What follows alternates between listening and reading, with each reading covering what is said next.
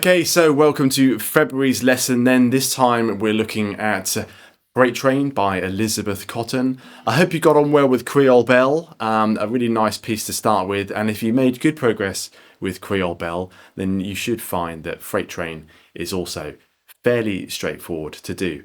It might even be considered perhaps a simpler piece of music. However, with Freight Train, we've got two sections and also some alternative endings in the tab, and also we're going to introduce the idea of alternating one of our fingers on a C chord to get the alternating bass, but more about that in a minute. So again, a beginner piece of music, but with some extra developments now that we can start using to build our skills from what we learned and started with Creole Bell.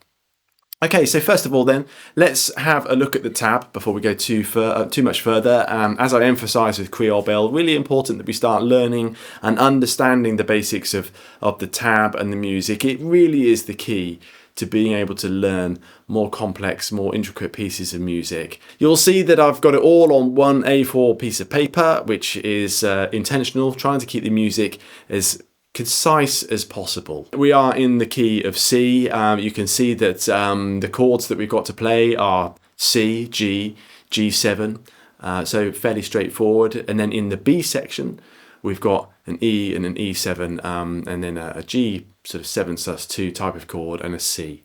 So fairly straightforward. Again, a little bit like Creole Bell, we can play most of those chords with our sort of beginner style cowboy chords, whatever you want to call them, all not too challenging in terms of the left hand. You'll also see something new on the tab. I've got some repeats and some alternative endings. So this is what I was talking about earlier, trying to keep the tab as efficient as possible on one piece of paper if I can. So you'll notice that at the beginning of the B section, in the very far left hand side, we've got that repeat sign. And then at the end of bar 16, we've got the corresponding repeat sign. So if you think of those two repeat signs at the beginning and the end of the B section, think of those as brackets, if you like. That means that we're going to play that section twice. However, above bar 17 and bar 18, you'll see a couple of horizontal lines with 1 and 2 written on them. That means that we are going to play on the first time through on the B section.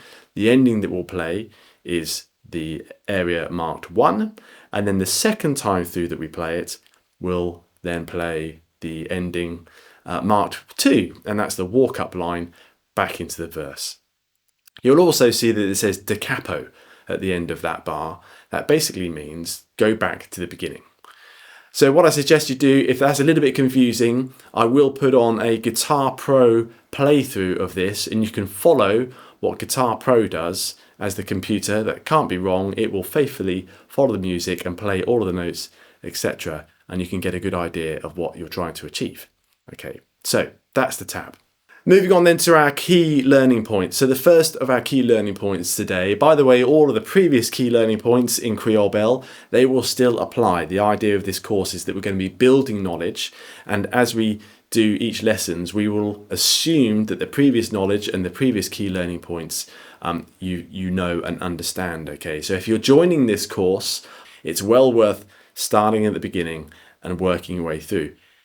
Even if you don't necessarily want to play all the pieces of music, it's good idea to scan through the lessons and start learning the key learning points that we've done so far. So our first key learning point really is, let's not forget what we've learned so far with Creole Bell. It's important as musicians that we keep playing and practicing our repertoire. Okay, so with Creole Bell, you've probably not developed it. It's possibly not at performance standard. So keep practicing it alongside learning Freight Train. Freight Train and Creole Bell are very similar style pieces of music, so hopefully you should be able to make them both work together. A little bit of time spent on each, both as often as you can. Ideally every day, but certainly 2 or 3 times a week at least if you can. So keep building and practicing your repertoire. Key learning point 2 is understanding the tab and the features. I've actually already talked about the tab. We've had an overview of that, so I won't repeat too much of that again. But as I say, key learning point, keep building and understanding your tab knowledge. Today, we've got a few new aspects, which is those repeats, those alternative endings, and those sections, section A and B.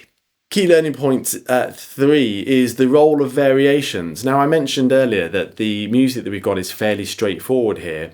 Because it's a fairly straightforward piece of music, and also because it's stood the test of time, many people have covered this piece of music, and there's lots of different variations around. The one that we're doing today, as for Creole Bell, is a very straightforward version. I've kept it fairly straight and relatively simple so that it's nice and easy to learn. But don't be surprised if you look online and see, in fact, I would encourage you to go online and look at the way other people play this piece of music. There are lots of different variations. So to make that point, what I'm going to do as well is I'm going to, later on in the month, I'm going to post in some recordings of different variations that you can play with this piece of music. So for example, Chet Atkins does some variations on the G chord. There are some more syncopated versions that we can learn as well, and I'll put those variations in the forum as links to videos which you can take a look at. Okay, so key learning point number 4 is our right hand technique. With Creole Bell, we were emphasizing that thumb, that alternating bass, and making it consistent. I didn't really give much focus on the fingers because I just perhaps too much to learn too soon with too much with one song. I kind of feel like it's a good idea to build these skills and knowledge over time. But what I did say in Creole Bell is to make sure that whatever fingers you use to, you've got the thumb doing the alternating bass, whichever of the rest of the fingers you use for the strings, make sure that you keep it consistent. Today, I just want to kind of tighten up that advice, really. There are definitely sort of different players will do this in different ways. So what I use is my thumb for the bass string. So I use my thumb on the E, the A, and the D. Then I use my forefinger on the G string. My middle finger is on the B string. And my ring finger is on the top E string. And I try to keep my playing and my fingering consistent in that way. So I would suggest and advise that you do that. Some players actually don't do that. Doc Watson, I think, only ever used a thumb and a forefinger. Okay, so whatever technique you decide, be consistent. My preference is to use the thumb and my fingers, as I say, and make sure that when I look at the tab, I'm always using the correct finger to play the correct string. Learning and your progress will really slow down if you're not consistent in that way, because the brain can't build up the motor skills if you're always switching between the fingers and doing things different each time. So force yourself right from the very outset to be consistent and be really slow, but make sure that you do it the same every time and you will make quicker progress. Okay, so key learning point 5 is left hand technique, and again, a little bit like Creole Bell, we needed to just think about perhaps varying some of the chords that we're playing, and we're going to have to do the same again for Freight Train. With Creole Bell, one of the things I advised was playing a C chord with a G in the bass, and that was really useful because it meant we didn't really have to do much with our left hand when we were playing the C chord and alternating between the C in the bass and the G bass note. However, with Freight Train, unfortunately, we can't do that. We need our little finger free to play some of the melody lines. So in this case, we're going to have to alternate our finger, our ring finger, between the bass lines.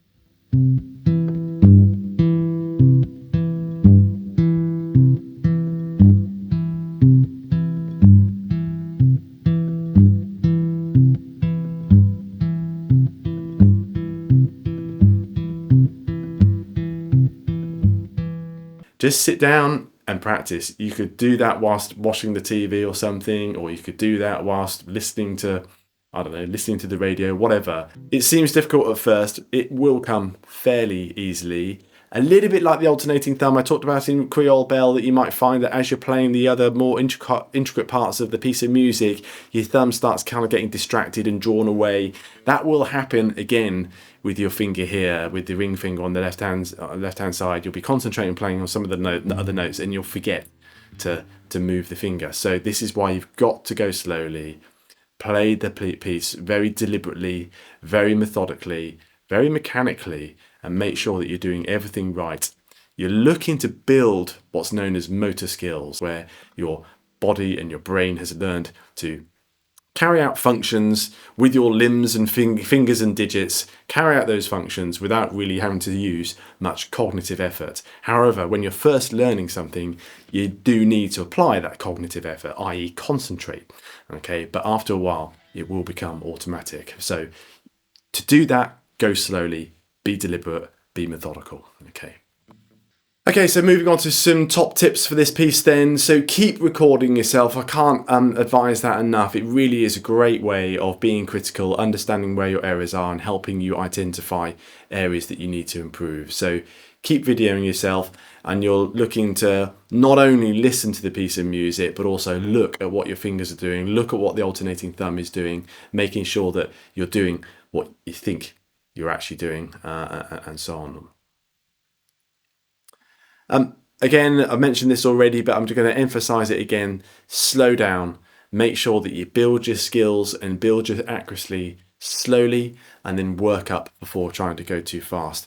We have allocated 1 month for each of these songs, and that's deliberate. That's about the time that it will take you to get up to speed with these pieces to a basic level. And I've mentioned before, I do think a lot of YouTube channels and a lot of YouTube lessons set a false expectation really of what we can achieve. They sort of, give you a 20-minute lesson on something, and the influencer shows them playing the piece very proficiently with lots of flourishes and embellishments. And actually, that's a tall order. So basic versions take about a month. Do it, start slowly and build up. The other thing I'm going to start building in now as well is just watch for sloppy transitions. That's probably one of the hardest things I find personally in music is not necessarily holding the chord and playing the right hand technique, but it's making sure that the transition to a chord or a transition to a section is smooth and consistent. So with this piece today, we're not jumping around the fretboard too much, but we do have that transition from the A section to the B section. And then also, I've been playing the bit that I find the most challenging myself is the bit where we go from bar 13 to that G7 sus2 chord.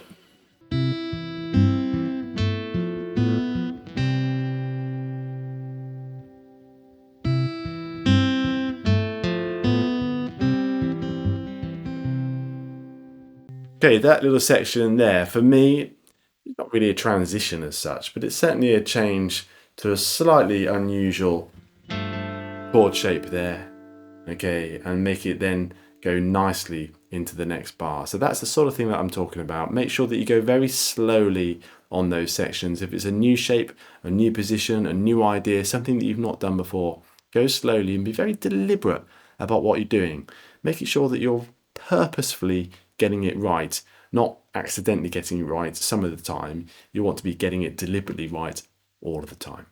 Okay, and then the next thing is experiment with feel and groove as well. Now, this will come a little bit further on down the line, and perhaps this is something you can go back to Creole Bell with. Start thinking about dynamics, start thinking about trying to get the piece, instead of feeling mechanical, start getting it to feel dynamic, putting in variations. So it might be perhaps on the A section of this song, when you transition into the B section, you might just perhaps up the tempo or change the volume a little bit or vary the dynamics. Just get it feeling like a piece of music that's got expression and feel in it, as opposed to just a mechanical piece of music. Okay, so don't forget the resources that go with this piece of music. As I've said before, I'm not really going to be teaching you how to place your fingers digit by digit onto the fretboard. That's not my style. What I will do though is give you coaching.